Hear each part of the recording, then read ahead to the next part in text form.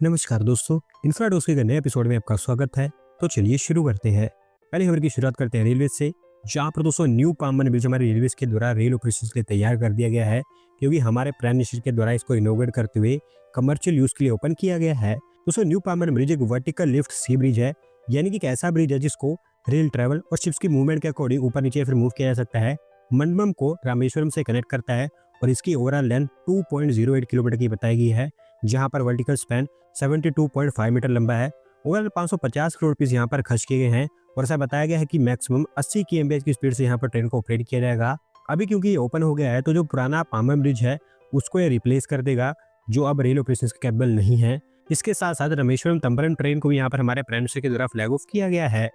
अगली दो अपडेट दिल्ली से है, जहाँ पर दोस्तों दिल्ली सरकार अभी साहिबी रिवर कॉरिडोर को डेवलप करने वाली है और इसको लेकर 4 major road stretches national highway authority of India को ट्रांसफर की जाएंगी। दोस्तों साहिबी रिवर आप कह सकते हैं कि रेनफेड रिवर है, जिसको आज के समय में नजफगढ़ ड्रेन भी कहा जाता है। इसके दोनों साइड्स पर अभी रोड कॉरिडोर्स को डेवलप करने की बात की गई है। दिल्ली रोहतक रोड पर 13.2 किलोमीटर की स्ट्रेच पीरागढ़ी से टिकरी बॉर्डर तक और 6.2 किलोमीटर की स्ट्रेच पीरागढ़ी से जखीरा तक। मथुरा रोड यानी कि नेशनल हाईवे 2 पर अली विलेज से रिंग रोड तक 7.5 किलोमीटर की स्ट्रेच और NH 148A पर भी 8 किलोमीटर की स्ट्रेच को यहाँ पर शॉर्टलिस्ट किया गया है।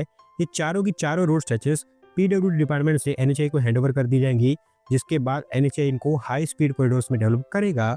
अगली दो अपडेट दिल्ली मेट्रो से है, जहां पर दोस्तों दिल्ली मेट्रो के येलो लाइन के एक्सटेंशन को लेकर ministry of housing and urban affairs की अप्रूवल मिल गई है और अब इस मेट्रो लाइन को सोनीपत तक एक्सपांड किया जा सकता है। दोस्तों दिल्ली मेट्रो की येलो लाइन स्मेपुर बादली से मिलेनियम सिटी सेंटर के बीच में ऑपरेट करती है और ये बाय फार दिल्ली मेट्रो की बिजिएस्ट मेट्रो लाइन है।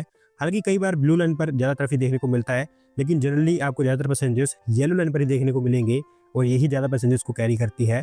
अब ये नंबर आगे चलकर और इंक्रीज ही होगा, क्योंकि इस मेट्रो लाइन को अब सोनीपत तक एक्सटेंड किया जाएगा, जो कि अपने आप में बड़ी इंडस्ट्रियल हब है। नाथपुर जैसे एरियाज यहाँ पर कनेक्ट हो पाएंगे और अभी क्योंकि अप्रूवल मिल गई है, तो DMRC इसके DPR के ऊपर काम स्टार्ट कर सकता है। अगली दो update Mumbai Ahmedabad high speed rail corridor को लेकर है, जहां पर दोस्तों इसके अंतर्गत NHRCL ने एक और ब्रिज को कंप्लीट कर दिया गुजरात स्टेट में और गुजरात में कंप्लीट होने वाला ये ओवरऑल 14th ब्रिज है। दोस्तों इस high speed rail corridor project के अंतर्गत गुजरात में टोटल 21 ब्रिजेस को बनाया जा रहा है, उसमें से 13 ऑलरेडी कंप्लीट हो चुके थे। ओवरऑल ये 14th है, जो अब किम रिवर के ऊपर बनकर तैयार हुआ है सूरत में। सूरत और भरूच बुलेट ट्रेन स्टेशन के बीच में लोकेटेड है, जिसकी लेंथ 120 मीटर की बताई गई है। 40-40 मीटर के 3 फुल स्पैन गर्डर्स का यहाँ पर इस्तेमाल किया गया है और अब इसके चलते आप कह सकते हैं कि धीरे धीरे प्रोजेक्ट कंप्लीशन की ओर बढ़ रहा है।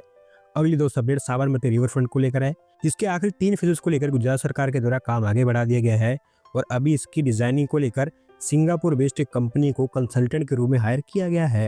दोस्तों साबरमती रिवर फ्रंट के ऊपर आप जानते हैं कि पहला फेज ऊपर हो चुका है, दूसरे के ऊपर काम चल रहा है, जबकि तीसरे को लेकर भी टेंडरिंग का काम चल रहा है और इसके चलते over the year Sabarmati river front एक मेजर टूरिस्ट स्पॉट बन गया है अहमदाबाद के अंदर। अभी आखिरी जो 3 बचे हुए फेजेस है उसको लेकर सिंगापुर बेस्ड सुरबाना जोरोंग को यहाँ पर कंसल्टेंट के रूप में हायर किया गया है, जो फेज 4 से लेकर फेज 6 तक यहाँ पर डिजाइनिंग और डेवलपमेंट का काम करेंगे। गांधीनगर और गिफ्ट सिटी के कुछ पार्ट्स को यहाँ पर कवर किया जाएगा। ऑलमोस्ट 16.5 किलोमीटर की स्ट्रेच को ये डेवलप करेंगे। नर्मदा मेन कैनाल से चिरोड़ा ब्रिज तक 3300 करोड़ रुपीस के आसपास यहाँ पर खर्च किए जाएंगे और जिस हिसाब से यहाँ पर काम हो रहा है मोस्टली 2030 तक का समय इसको इजिली लग जाएगा। अगली दोस्तों फिर से अपडेट हमारी रेलवे से है, जहाँ पर दोस्तों भोपाल रेलवे स्टेशन पर भी अभी एक पोर्ट फैसिलिटी बना दी गई है हमारी रेलवे के द्वारा और अभी पैसेंजर्स इसका इस्तेमाल वेटिंग के लिए कर सकते हैं। दोस्तों बेसिकली ये ओवरऑल हमारी रेलवेज की दूसरी पोर्ट होटल फैसिलिटी है। इससे पहले मुंबई सेंट्रल पर फैसिलिटी को ओपन किया गया था, जिसको काफ़ी अच्छा खासा रिस्पॉन्स भी मिला था। 48 पोर्ट्स वहाँ पर ओपन की गई थी, लेकिन ये उससे भी बड़ा है, क्योंकि ऑलमोस्ट 78 पोर्ट्स यहाँ पर बनाई गई हैं। प्लेटफॉर्म नंबर 6 पर इसको बनाया गया है, जहाँ पर हर पोर्ट में sleeping space, luggage space, charging ports, TV, wifi, air conditioning ऐसी फैसिलिटीज़ को इक्विप किया गया है। बेसिकली वो लोग जिनको ट्रेन जर्नी के लिए कई घंटों तक का वेट करना पड़ता है, उनके लिए सबसे ज़्यादा बेनिफिशियल होगी और अभी क्योंकि इनॉग्रेशन भी हो गया है, तो लोग इसका इस्तेमाल कर पाएंगे। अगली दोस्तों अपडेट मुंबई से है, जहाँ पर दोस्तों MMRDA उनके वॉकिंग प्रोजेक्ट के अंतर्गत मुंबई मेट्रो के अंतर्गत मल्टी मॉडल इंटीग्रेशन और वॉकेबिलिटी को और इम्प्रूव करने वाली है और इसको लेकर कुछ और इनिशिएटिव्स उनके द्वारा अनवील किए गए हैं। दोस्तों जिस हिसाब से हमारे देश में सिटीज़ की डिजाइनिंग हुई है, हमारी सिटीज़ किसी भी तरीके से पेडेस्ट्रियन फ्रेंडली है ही नहीं, लेकिन फॉर्चुनेटली MMRDA इसके ऊपर कुछ काम कर रहा है। फुटपाथ की वाइडनिंग, नए फुटओवर ब्रिजेस, ऐसी कुछ चीज़ें यहाँ पर बनाई जाएंगी। फिलहाल मेट्रो लाइन 7 पर गुड़गांव ईस्ट मेट्रो स्टेशन से राम मंदिर ट्रेन स्टेशन तक और सेम मेट्रो स्टेशन से निलोन नॉलेज पार्क तक एक फुटओवर ब्रिज को बनाया जाएगा। इसके अलावा आरे मेट्रो स्टेशन से ओबरॉय मॉल तक एक और फुट ब्रिज यहाँ पर बनाने की बात की गई है। इन सभी स्टेशन के अगल बगल फुटपाथ के ऊपर भी काम किया जाएगा। डेडिकेटेड पिकअप पॉइंट्स भी यहाँ पर बनाए जाएंगे मल्टी मॉडल इंटीग्रेशन के लिए। और आगे चलकर जैसे जैसे जिस स्टेशन पर जरूरत पड़ेगी वहां पर एमएमआरडीए के द्वारा इसी तरह के इनिशिएटिव्स लॉन्च किए जाएंगे। अगली दोस्तों update South Korean firm body tech से है, जिन्होंने भारत में उनका एक और मैन्युफैक्चरिंग प्लांट अभी ओपन कर दिया है। और इस टाइम इनकी ये फैक्ट्री हरियाणा के झज्जर डिस्ट्रिक्ट में रिलायंस मेट सिटी में बनकर तैयार हुई है। दोस्तों बेसिकली ये एक डायग्नोस्टिक्स फर्म है जिनके द्वारा मेडिकल सेक्टर को लेकर नई नई टेक्नोलॉजीज डेवलप की जाती है। भारत में पहले से अच्छे खास स्केल पर काम कर रहे थे, लेकिन 2022 में इन्होंने अनाउंस किया था कि वो रिलायंस की मेट सिटी में उनकी एक नई फैक्ट्री को सेटअप करेंगे, जो अब बनकर तैयार हो गई है। 10,032 स्क्वायर मीटर के एरिया में फैली है, जहां पर अलग अलग मेडिकल इक्विपमेंट्स इनके द्वारा मैन्युफैक्चर किए जाने हैं। ओवरऑल 50 करोड़ रुपए की यहाँ पर इन्वेस्टमेंट इनके द्वारा की गई है। अगली दोस्तों फिर से अपडेट महाराष्ट्र से है, जहां पर दोस्तों हमारी union road transport and highway ministry के द्वारा महाराष्ट्र के सोलापुर के लिए एक नए एलिवेटेड रोड को अप्रूवल दे दी गई है। और इसके ऊपर वो 966.24 करोड़ रुपए खर्च करेंगे। दोस्तों एलिवेटेड रोड NH65 पर बनकर तैयार होगा ओल्ड पुणे नाका से बोरामानी नाका तक, जिसकी लेंथ अराउंड 9.66 किलोमीटर की होगी।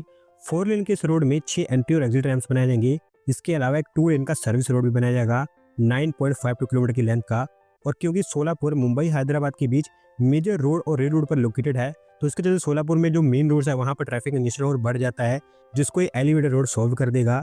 वो भी आप कह सकते हैं कि 2-3 सालों के अंदर अंदर आपको ये बनता हुआ दिखाई देगा।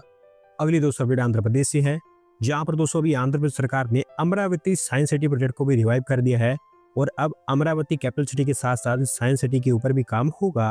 दोस्तों बेसिकली ये science city Amravati capital city का हिस्सा होने वाली थी, पर क्योंकि अमरावती कैपिटल सिटी प्लान को ही कैंसिल कर दिया गया था पुरानी सरकार के द्वारा, तो इसके चलते ये साइंस सिटी भी कैंसिल हो गई थी। और अब क्योंकि अमरावती रिवाइव हुई है तो इसको भी रिवाइव कर दिया गया है।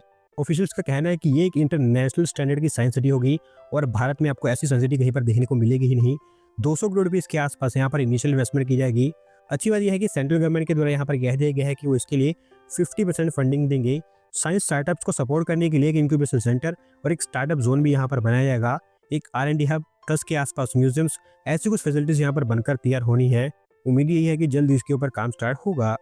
अगली दोस्तों अपडेट उड़ीसा से है, जहाँ पर दोस्तों उड़ीसा की हाई लेवल क्लियरेंस अथॉरिटी के द्वारा एक टाइटेनियम कॉम्प्लेक्स को अप्रूवल दे दी गई है स्टेट के अंदर। और यहाँ पर 8,000 करोड़ रुपये की इन्वेस्टमेंट हमें देखने को मिलेगी।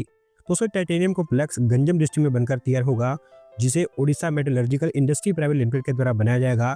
टाइटेनियम स्लैग, टाइटेनियम स्पॉन्ज और टाइटेनियम पिगमेंट यहाँ पर प्रोड्यूस किए जाएंगे, जो उड़ीसा को हमारे देश के टाइटेनियम सेगमेंट में दी बिगेस्ट कॉन्ट्रीब्यूटर बना देगा, क्योंकि ये अलग ही लेवल का कॉम्प्लेक्स होगा। एक बार जब ये तैयार हो जाता है तो 8,000 के आसपास जॉब्स यहाँ पर जनरेट होंगी। आज की दोस्तों आखिरी अपडेट उत्तर प्रदेश से है, जहाँ पर दोस्तों यूपी सरकार स्टेट में 5 नई सिटीज और टाउनशिप्स को डेवलप करने जा रही है। और ऐसा बताया गया कि अगले 1 दशक के अंदर अंदर ये सब आपको यूपी में शेप लेती हुई दिखाई देंगी। दोस्तों बेसिकली जब से नोएडा इंटरनेशनल एयरपोर्ट का यहाँ पर कंस्ट्रक्शन स्टार्ट हुआ है, उसके चलते एयरपोर्ट के आसपास रियल एस्टेट डेवलपमेंट और इकोनॉमिक एक्टिविटी में एक बड़ा बूस्ट दिखने को मिला है। लेकिन अब यूपी सरकार इसके साथ साथ इस प्रिविलेज का इस्तेमाल करके और जो दूर के एरियाज हैं उनको भी डेवलप करेगी। मैसिव 56,000 हेक्टेयर्स के एरिया यहाँ पर डेवलप करने की बात की गई है इन 5 सिटीज को मिलाकर, जो मेनली आप कह सकते हैं कि यमुना एक्सप्रेस के अलोंग ही होगा। न्यू नोएडा नोएडा में, हेरिटेज सिटी मथुरा में, न्यू आगरा आगरा में, टप्पल बाजना अर्बन सेंटर अलीगढ़ में, जबकि integrated industrial township greater Noida में, जिसके ऊपर काम हो भी रहा है। इन सभी सिटीज को यूपी सरकार अब काफ़ी तेजी से डेवलप करने वाली है। और एक बार जब ये बन जाती हैं तो यहाँ पर आपको थाउजेंड्स ऑफ करोड़ की इन्वेस्टमेंट भी आती हुई दिखाई देगी। और साथ साथ आगे चलकर ये यूपी के इकोनॉमिक ग्रोथ में बड़ा रोल प्ले करेंगी। दोस्तों आज की वीडियो में बस इतना ही। अगर आप अपनी तरफ से अपडेट सबमिट करना चाहते हैं तो डिस्क्रिप्शन में दिए गए लिंक पर क्लिक करके सबमिट कर सकते हैं। और अगर आज की वीडियो पसंद आई हो तो वीडियो को लाइक करें, चैनल को सब्सक्राइब करें। धन्यवाद वीडियो को देखने के लिए।